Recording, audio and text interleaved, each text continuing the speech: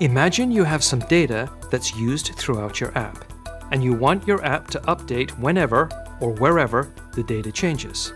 This sounds like a coding nightmare, working out where the data changes and then manually updating the UI in multiple places.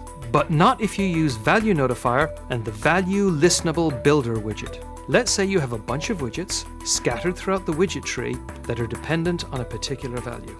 For simple values, like strings or integers, wrap them in a value notifier, which will manage the value state and notify listeners when it changes. When you want to use the value in a widget, wrap it in a ValueListenableBuilder.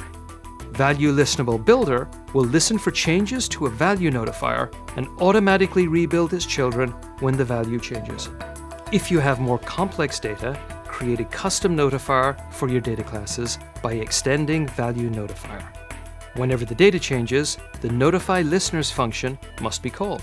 Flutter makes good use of the Value Listenable interface, most notably for animations, so you can pop those into Value Listenable builders as well, and use them to animate widgets.